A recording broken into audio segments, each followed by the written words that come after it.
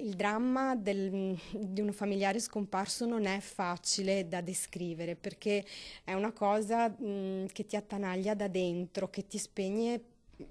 poco a poco, però nello stesso tempo ti dà la forza anche di reagire nel momento in cui attorno a te percepisci che non sei da solo. Ormai sono passati quasi 6 anni, ma il dolore vissuto da Stefania Bonduan per la scomparsa del padre, Mario, svanito nel nulla durante una vacanza a San Candido, è una ferita sempre aperta per questa famiglia, come per quelle di Mariana Cendron, Bruna e Paolo Durante e le loro figliolette, Emma e Sofia, e poi Paolo Cendron, e per tutti gli altri familiari delle oltre 1200 persone scomparse nel solo Veneto. Perché non vengano dimenticate, è stato organizzato al Teatro Remondini di Bassano l'evento Tutti insieme per ricordare, promotrice l'associazione Penelope, attiva in Veneto da 10 anni a fianco dei familiari delle persone scomparse e presieduta da Gilda Milani, mamma di Milena Bianchi, scomparsa 20 anni fa in Tunisia e ritrovata morta in circostanze ancora avvolte dal mistero. Non dimenticare le persone scomparse e continuare ad aiutare i familiari nelle ricerche